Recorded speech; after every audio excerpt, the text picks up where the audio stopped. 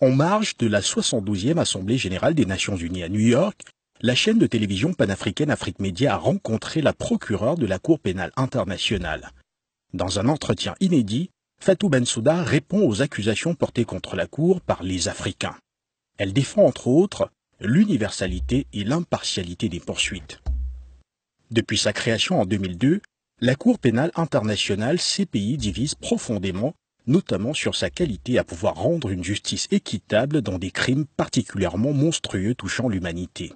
Si la justice est une condition essentielle à une paix durable, l'on s'interroge particulièrement sur la capacité de la CPI à mener des poursuites dans l'ensemble des pays membres du statut de Rome contre toute personne qui pourrait être reconnue coupable de génocide, de crimes de guerre ou de crimes contre l'humanité.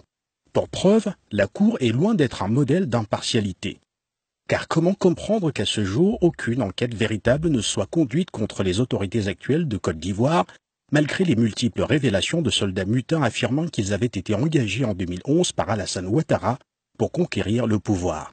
Partie prenante au conflit armé né de la présidentielle ivoirienne de 2011, les mutins de Côte d'Ivoire, qui n'avaient essentiellement aucune formation en droit humanitaire ou au protocole additionnel de Genève sur les conflits armés, ont-ils toujours été des anges? Une interrogation qui persiste.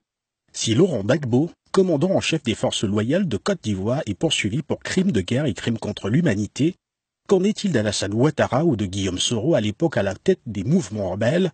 Également partie prenante au conflit, la CPI peut-elle dire quelles furent les conséquences de la participation de l'armée française dans la crise post-électorale ivoirienne? Jamais dans son rapport préliminaire, la procureure de la CPI n'aura évoqué des actes de l'armée française pourtant au cœur du dénouement du conflit.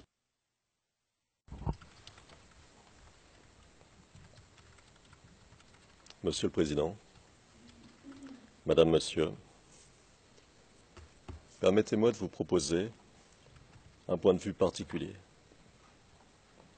Celui de soldats français, un matin d'avril 2011.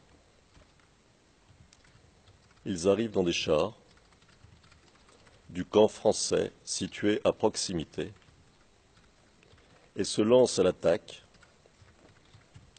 appuyés par les hélicoptères du 1er régiment d'hélicoptères de combat de l'armée française, des postes de l'armée ivoirienne situés sur le chemin de la résidence présidentielle. L'armée française dans toute sa puissance. L'enceinte de la résidence est atteinte vers les 11 heures et les grilles d'accès écrasées. La résidence est en partie détruite. Des grenades incendiaires y ont été lancées des hélicoptères de l'aviation légère de l'armée de terre française qui l'ont survolé toute la nuit et toute la journée précédente.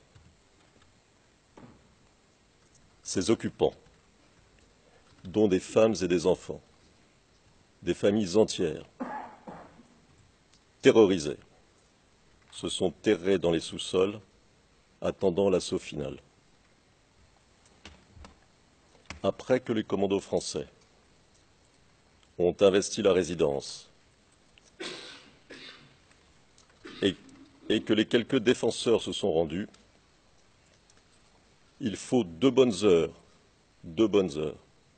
aux soldats français pour aller chercher les premiers éléments de l'armée pro-Ouattara qui étaient alors occupés à piller les quartiers du nord d'Abidjan.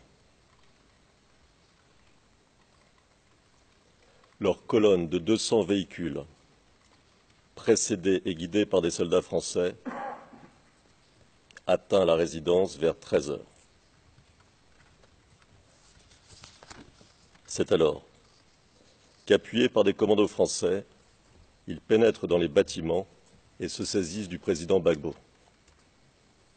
Beaucoup d'occupants de la résidence sont battus ou blessés. Certains sont assassinés par les mercenaires et soldats pro-Ouattara. D'autres sauvés in extremis par des soldats français. Monsieur le Président, Madame, Monsieur, pas un mot sur ces faits essentiels et tragiques dans le mémoire préliminaire du procureur. Pas un mot dans son discours d'ouverture sur l'implication militaire française.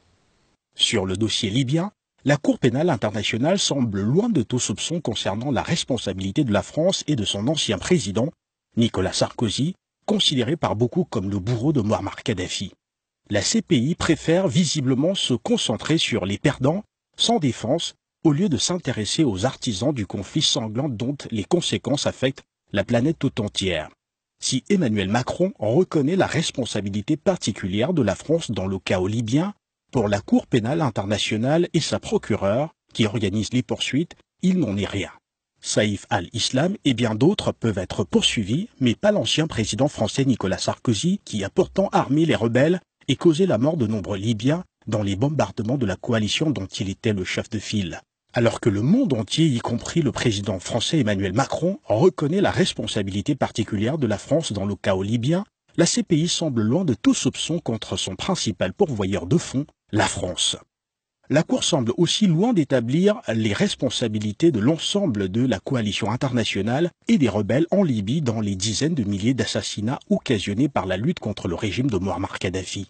À côté de ses engagements quasi partisans, la Cour pénale internationale doit affronter une montée en puissance des souverainistes sur le continent qui, à égale valeur, préfèrent l'Afrique.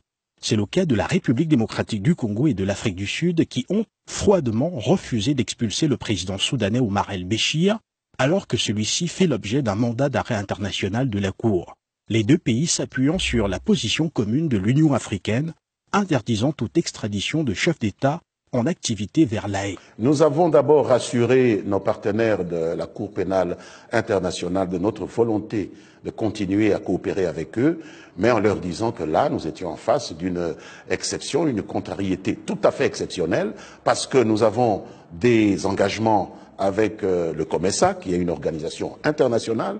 Nous avons des engagements dans le cadre de l'Union africaine à laquelle nous appartenons. Nous sommes un État fondateur de l'Union africaine et qui a pris une décision très claire, pas d'extradition d'un chef d'État en exercice sur toute l'Afrique. Mais en même temps, nous avons des engagements avec la Cour pénale dans le statut des Roms. Alors, j'ai entendu un officiel de la Cour pénale internationale prétendre que nos engagements avec la CPI étaient supérieurs à nos engagements dans l'Union africaine. Ah oui. C'est du racisme.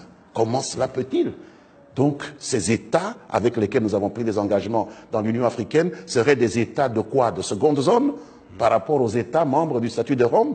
Il ne faut pas parler comme ça.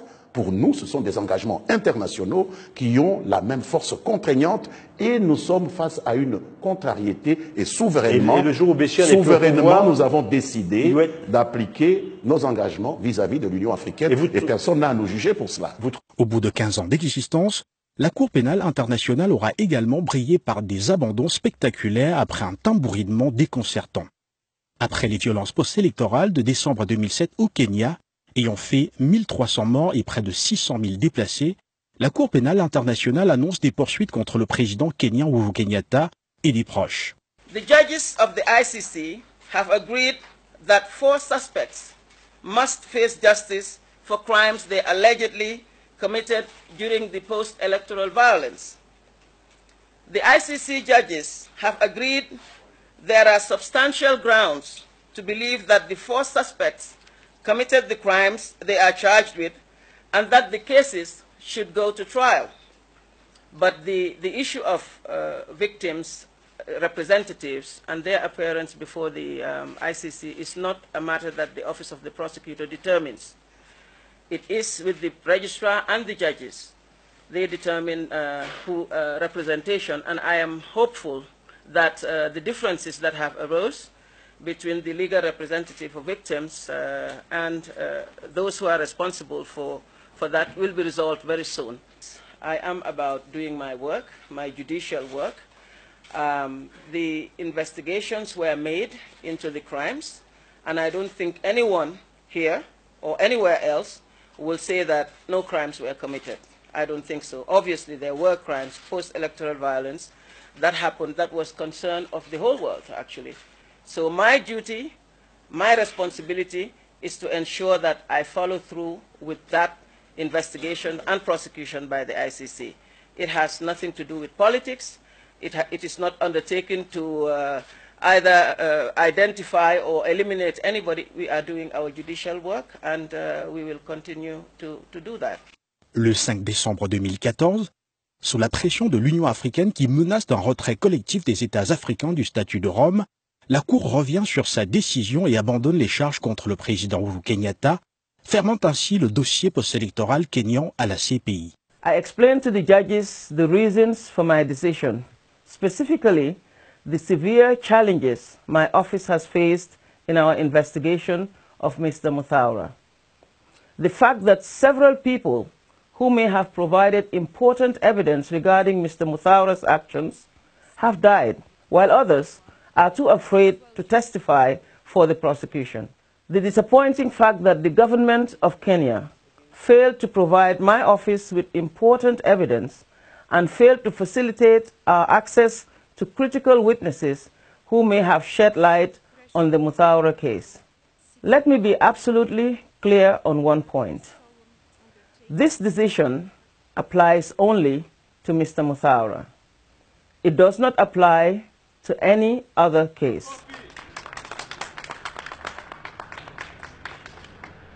Dans ses activités depuis La Haye, la Cour pénale internationale est souvent accusée de falsifier et de fabriquer les preuves dans les différentes poursuites menées. Dans le procès Laurent Gbagbo et Charles Bégoudé, le bureau de la procureure est pointé du doigt par la défense. Nous avons vu des vidéos présentant M. Charles Bégoudé avec une foule nombreuse. Pour dire quoi? Mais pour prendre position par rapport à certaines questions d'ordre politique qui s'étaient posées dans son pays. Est-ce que cela est suffisant pour pouvoir dire que M. Charles Bégoudé appartenait en fait à une entreprise criminelle? Nous sommes allés dans des explications à n'en point finir, au point même de nous présenter une casquette noire, c'est le procès de la casquette noire, en train aussi de nous présenter des pièces montrant que M. Charles Bégoudé était à l'université de Manchester. C'est tout simplement ridicule et c'est des choses qui décrédibilisent entièrement cette Cour pénale internationale. Quand je parle de ne plus rendre crédible la Cour pénale internationale, je veux parler de l'accusation qui est venue, qui pour moi n'a pas respecté l'honorable Cour. En plus, la Cour doit désormais faire face aux révélations du site français d'information Mediapart qui vient de révéler que l'ancien procureur, Moreno Ocampo, gérait plusieurs sociétés implantées dans des paradis fiscaux pendant son mandat, selon des documents obtenus par le média en ligne. Cependant, surplombée par ces accusations, la CPI sait compter sur certains chefs d'État africains qui soutiennent l'organisation, comme le président Alassane Ouattara de Côte d'Ivoire ou encore Muhammadu Buhari du Nigeria. Pour le président ivoirien, la Cour a encore de beaux jours devant elle. Ce sont des décisions souveraines, mais la Côte d'Ivoire ne quittera pas la CPI. Et je pense que la plupart des pays sont dans cette volonté. Il s'agit de lutter contre l'impunité. C'est de notre intérêt. Nous devons commencer par la justice au plan national et si possible ensuite au plan régional et continental, mais ce n'est pas le cas aujourd'hui au niveau du continent. Donc la Cour pénale internationale fait son travail, souvent d'ailleurs à la demande des pays africains, des autorités africaines. La CPI peut aussi se targuer d'être le plus souvent sollicitée par les parties africaines qui lui demandent d'intervenir. C'est le cas récent du Gabon où l'opposant Jean Ping, mais aussi le gouvernement ont demandé à la procureure Fatou Bensouda de mener des investigations dans la crise post-électorale qu'a connue le pays en 2016. En mars 2016, la Cour pénale internationale a condamné l'ancien vice-président de la RDC et chef du groupe rebelle Mouvement pour la libération du Congo MLC, Jean-Pierre Bemba, à 18 ans de prison. Il a été reconnu coupable d'exactions en République centrafricaine lorsque ses troupes avaient été envoyées dans le pays pour aider le président Patassé à lutter contre une tentative de coup d'État en 2002 et 2003. Ces hommes avaient été accusés de commettre des crimes, y compris des violences sexuelles à grande échelle contre des ressortissants centrafricains. Une décision saluée par certains Africains et les Nations Unies qui voyaient là un puissant moyen de dissuasion contre la terreur dans la région des Grands Lacs. Pourquoi la CPI ne traite quasiment que des cas africains? Selon de nombreux observateurs, cela tient à la procédure de saisine. La Cour peut être saisie de 3 façons, soit par les États parties eux-mêmes. Ce fut le cas par exemple pour la Centrafrique, le Mali ou l'Ouganda. La Cour peut être aussi saisie par le Conseil de sécurité de l'ONU, auquel participent les pays africains, comme ce fut le cas pour la Libye ou le Darfour. Enfin, la Cour peut s'autosaisir après enquête préliminaire avec le soutien des États parties. La Cour s'est ainsi récemment saisie du cas de la Géorgie, plus précisément de la guerre éclair d'août 2008 ayant opposé Géorgie et Russie.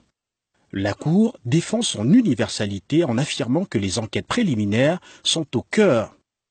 Et enfin, la Cour défend son universalité en affirmant que des enquêtes préliminaires sont en cours sur 10 conflits, notamment en Colombie, en Afghanistan, en Palestine et en Ukraine. Nous recevons ici au siège des Nations Unies Fatou Bensouda, qui est bien sûr procureur à la Cour pénale internationale. Bonjour. Bonjour. Comment se porte la Cour pénale internationale aujourd'hui? La Cour pénale internationale se porte bien, bien que surchargée en ce moment. Et actuellement, nous avons 10 situations en examination préliminaire à travers 4 continents. Et la Cour a déjà délibéré 4 jugements ces derniers temps, notamment sur les dossiers de membres, les Almend Case, où encore ces coupables sont multipliés. Mais bien avant, il y a aussi les cas de l'Ouganda qui ont déjà été jugés et livrés par rapport. Donc la Cour est actuellement surchargée et nous respectons les examinations préliminaires. Et le travail est donc en cours dans les différentes situations et nous espérons que tout ira pour le mieux. Donc, comme je le disais, la Cour se porte plutôt bien. We're speaking about the Libya. You mean the problem in Libya? Well, our case in Libya. Le cas de la Libye, en fait, il s'agit des investigations que nous avons ouvertes depuis 2011 qui se poursuivent. Et nous avons déjà émis un certain mandat de repos contre l'ancien président qui n'est plus là, pour justement parler de Kadhafi, mais aussi contre Abdallah al-Sinsi. La Cour dit d'ailleurs que le cas de Kadhafi est toujours admissible et nous insistons sur les survivants de cette affaire. Mais pour le cas d'Abdallah, il n'est pas admissible car la Cour en a décidé ainsi. Et nous encourageons d'ailleurs la Libye à gérer cela elle-même. Mais par exemple, pour le cas récent d'août, j'ai demandé aux chambres d'essai, notamment à 3 chambres, d'émettre un mandat d'arrêt contre El Wel Fali. Mais pour le moment, je travaille dur avec mon équipe afin donc de donner une latitude aux autorités libyennes. Oui, est-ce que c'est Islam Kadhafi qui est le problème quand on sait qu'il y a des Occidentaux qui ont mis la Libye à feu à sang, notamment Nicolas Sarkozy? Qu'est-ce que vous en pensez? Nous respectons les résultats des investigations que nous avons faites. Pour la Cour, justement, c'est une évidence que nous allons les poursuivre, car nos enquêtes nous ont menés vers la personne jugée la plus impliquée dans les crimes. Et c'est pourquoi nous avons demandé au juge, justement, d'émettre un mandat d'arrêt contre cette personne, tout comme les autres suscités. Mais ce n'est pas parce que son nom est cité que cela veut dire qu'il est la cause de tout ce qui s'est passé. Mais les enquêtes, comme je le dis depuis, sont toujours en cours.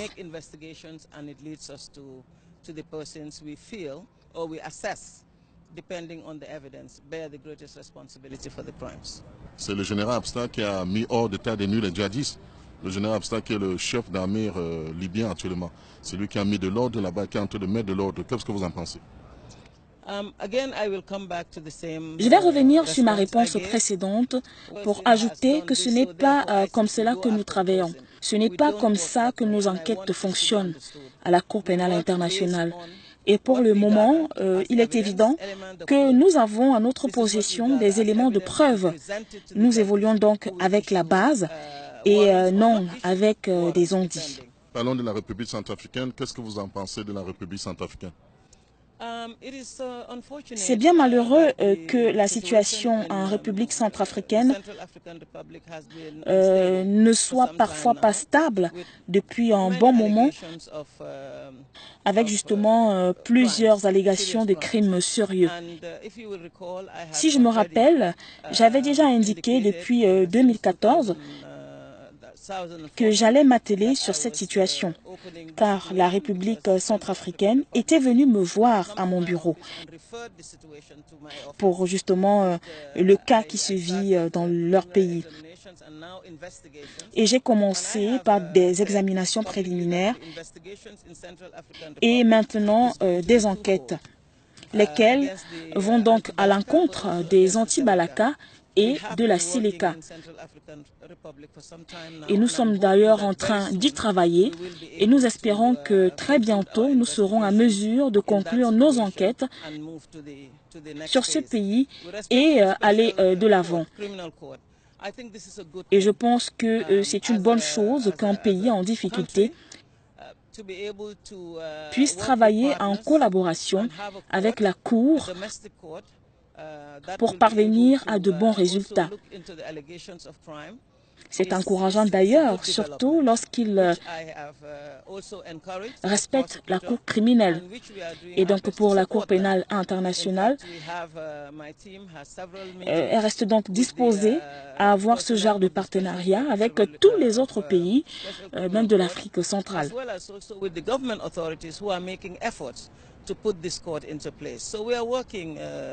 Very well with the court, and we intend to support them so that those people whom maybe the ICC do not investigate or prosecute, the special court can also be able to step in and prosecute them, and we are able to have this kind of partnership in the situation in Central African Republic. This is a contribution that I think the court is making, which is very helpful, I believe.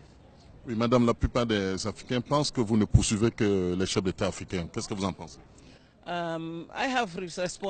J'ai été plusieurs fois interpellée là-dessus et j'ai toujours dit que cela est faux. Et c'est vraiment malheureux que ces allégations reviennent tout le temps. Et je pense que cela est pratique à certaines personnes de penser et même de le croire. Parce que ces critiques ne se font pas par les faits. Déjà, la Cour pénale internationale présente en Afrique, c'est justement pour résoudre les problèmes africains qui ont eu recours à la Cour. Parce que je tiens à vous rappeler que ce sont ces mêmes présidents africains qui viennent vers nous, qui demandent après nos services. Donc cela ne peut en aucun cas être une accusation. Portant donc sur le fait que c'est la Cour qui veut absolument en découdre avec les présidents africains. Je peux également vous donner des exemples de tous ces pays qui sont venus eux-mêmes à la Cour pénale internationale pour demander notre intervention. Notamment, vous avez la République démocratique du Congo, le Mali, la République centrafricaine, la Côte d'Ivoire et tout récemment, plus précisément l'année dernière, c'est le Gabon qui est venu nous voir par rapport à la situation qui se vivait à ce moment-là là-bas. Donc, ces accusations doivent être revues par les personnes justement qui les mettent en avant. Oui, le Gabon a demandé à ce que nous ouvrions une enquête criminelle sur le Gabon. Notamment Ali Bongo lui-même nous a fait appel. Le ministre de la Justice gabonaise a même déposé une lettre officielle demandant à la Cour d'enquêter sur le Gabon. Et par la suite, c'est M. Ping lui-même qui en a fait pareil. Donc vraiment, ces accusations sont fausses et n'ont pas de fait.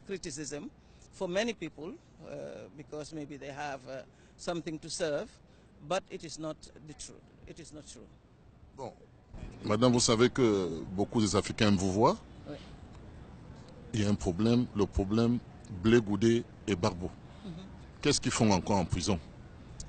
À ce que je sache, c'est une procédure d'essai qui suit son cours.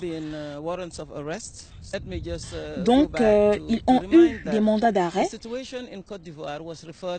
mais il faut rappeler que le cas de la Côte d'Ivoire a été déposé à la Cour pénale internationale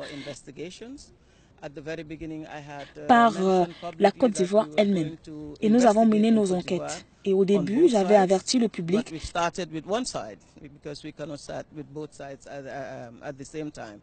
que nous allons enquêter en Côte d'Ivoire dans plusieurs secteurs. Mais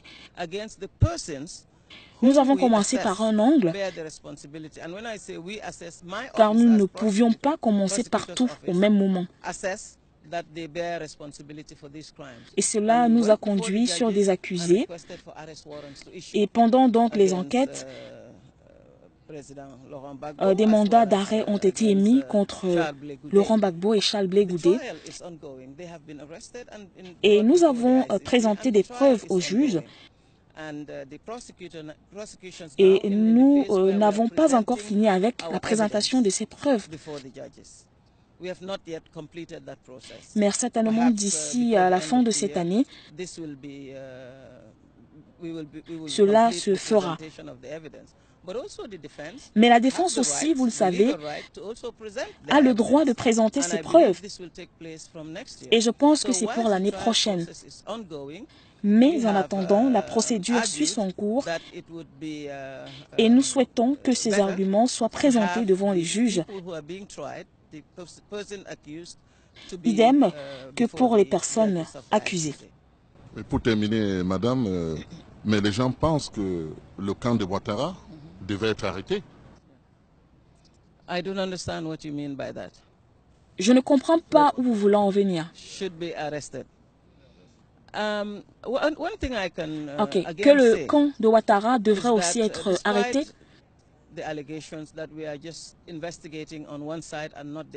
Une chose que je peux encore dire, c'est que malgré le fait que nous avons commencé les enquêtes d'un côté, ne veut pas dire que nous en voulons à ce côté-là.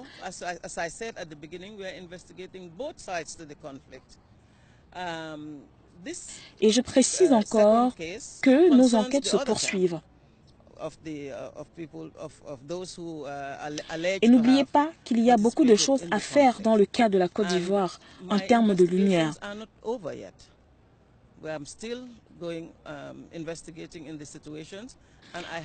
Et tant que cette première phase n'est pas bouclée,